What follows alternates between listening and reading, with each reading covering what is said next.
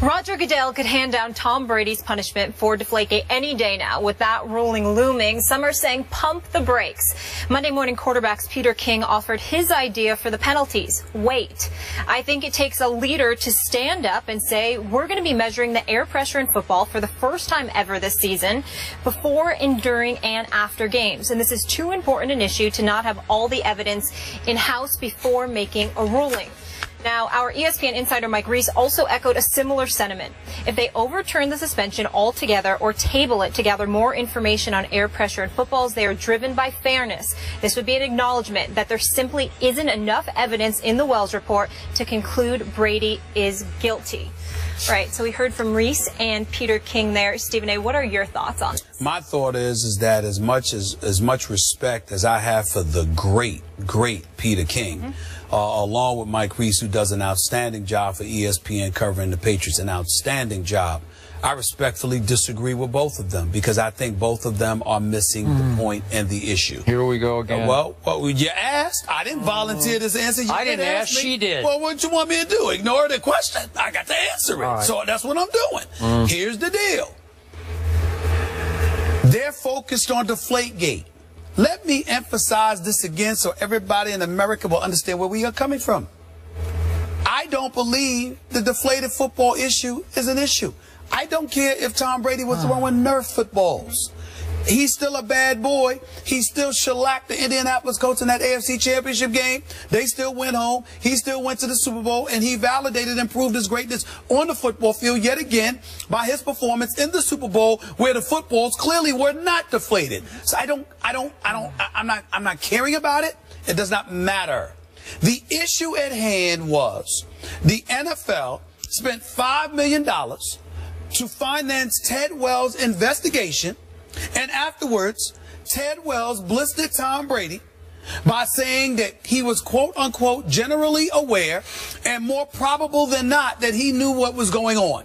Essentially, they that they deflated football. Essentially, they leaned on that to highlight in their minds that Tom Brady had to know something, that Tom Brady, in essence, was a bit arrogant, dismissive, aloof, whatever word you want to use, towards the folks who came to investigate the matter, and the NFL felt the need to send a message to Tom Brady and future players that we don't care about the fact that you are a champion, or that you're seen as the quintessential ambassador, or that you've done things the right way, or whatever the case may be. The fact of the matter is that we are the shield. You play for the New England Patriots, but the New England Patriots falls under our umbrella. That is the NFL. They are not bigger than the NFL. And when we send people to ask you questions, to investigate a matter, damn it, answer the questions. And make sure that you come across as cooperative as you can be. Otherwise, we are going to deal with you.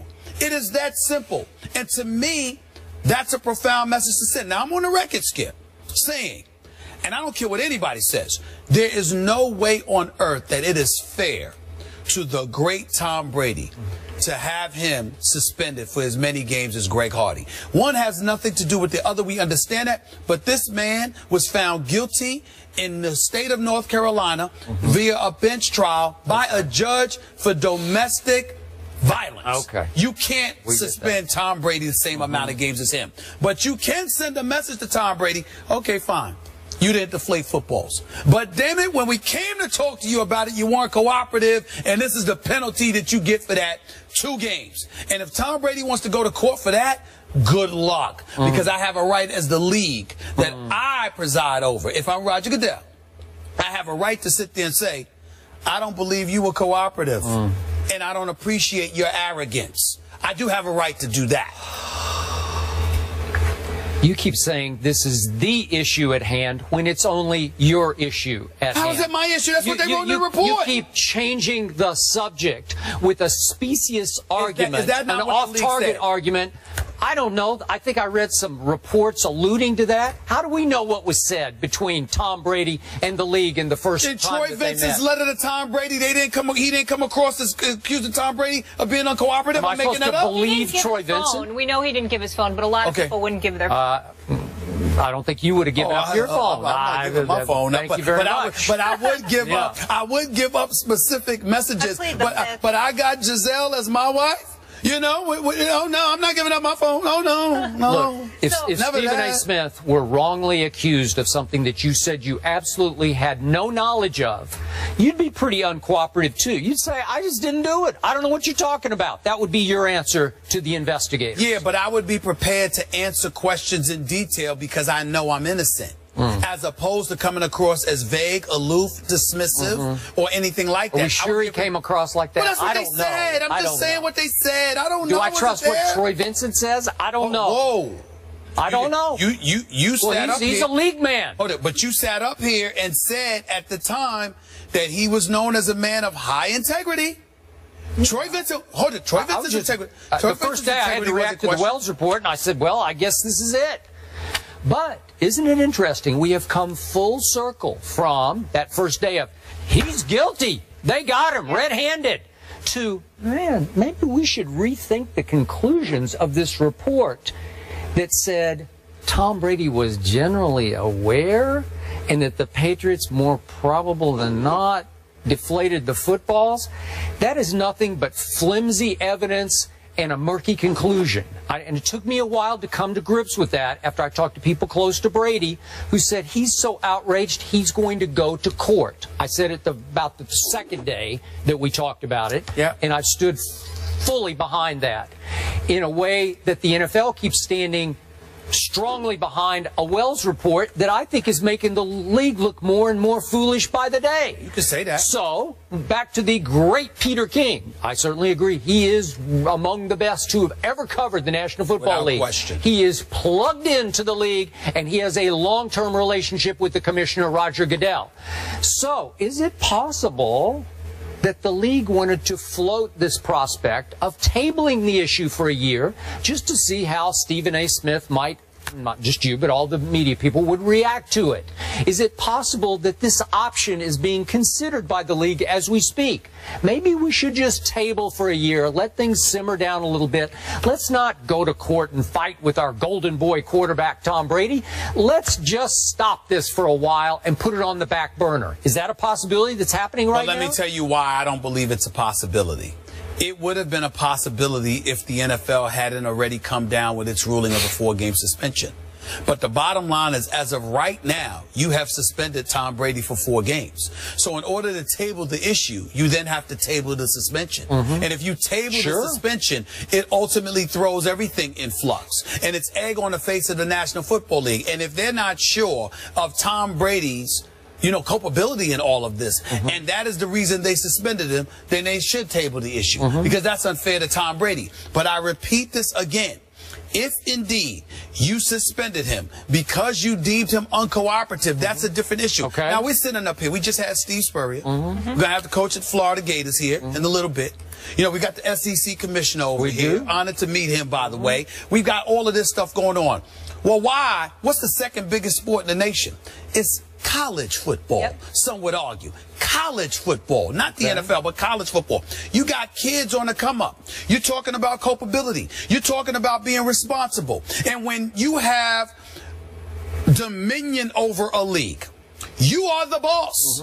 When you want to sit here and say, well, Stephen A., you ain't turning over your cell phone. Yeah, that might be true. But if they ask me, pertinent to this issue, we want to see any messages or any emails or whatever that the correspondence related to that.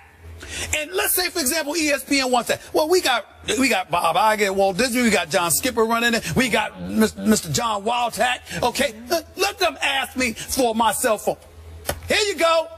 Pertinent to this issue. Here you go. You know why? Damn it, because they're the boss.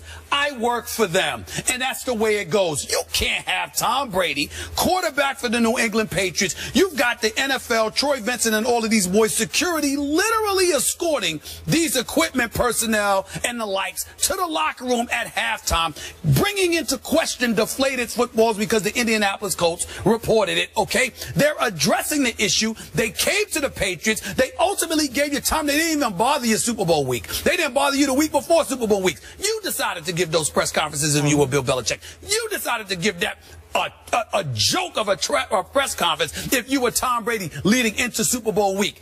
And then after all of this, you got Tom, and here we come with this investigation to talk to you, and you don't have answers for us. That's a problem. Okay, but we've been over this ground again and again. If they say to Tom Brady, you can pick and choose the texts and the emails in your phone. Which Ted Wells said. Yeah, Which well, that's just nonsense. Well, who wouldn't say, okay, I'll do that? I don't know what actually happened here. You either have the phone or you don't have the phone. Ted Wells said, we don't have to leave this room. I don't need to look through your phone. Whatever, this is Ted Wells on the record. He spoke on this. That's just absurd. No, Skip. You can't say it's absurd if he's on the record telling you exactly what he said to them. According to Ted Wells, he said, quote, show me the emails or correspondence directly pertinent to this issue. I don't want to see any of your personal emails. Yeah. I will take your word for it. Just show me what you sent to the equipment manager. I don't know what was said. And Tom Brady. Maybe Tom Brady said there were none. All I'm saying, Skip, is this. Some people delete messages. So we're going to deal with what the report says, but we're going to ignore Ted Wells directly quoted in the aftermath of the Maelstrom of controversy it created. He is directly quoted on the record. Last quick saying point. what he demanded. You brought up Mike said Reese. no. You brought up Mike Reese. He's one of my favorite beat writers. Covers the Patriots. Sure. You point out he does so even-handedly and objectively. Yes, he does. And I was pretty surprised, pleasantly so on my part. Mike Reese concluded today that the 4 games should be reduced to 0 games because the NFL has no history of evaluating the inflation of footballs. They need time. Fine. Okay? Put it to 0 games if it's about deflated footballs, not if it's about Tom Brady's cooperation. I think they already succeeded in tarnishing Tom Brady's reputation. Okay. That's what they set out to do. One other thing that I want to point out quickly, too, there, that Peter King brought up in the article, if they reduce Brady's suspension, they're also going to have to reduce potentially the Patriots' punishment as well, because they have one there with draft picks. And again, if it is the 4 games, we have the Patriots schedule here: Steelers, Bills, Jags, bye, and then at Cowboys. But joining us now, we go back to the college game, SEC football. The new head man of the Florida Gators, Jim McElwain, joining us now. He's back in the SEC. Welcome, won 2 national thanks, BCS championships as the Alabama OC. Come on up. Come on up. Really appreciate it. You guys Very doing nice all to right? meet you. Great to see you. Hey, Coach. Thank you. How you doing? Good. How are you, sir? Hey, you doing all right, man? I'm great. Good. Me too.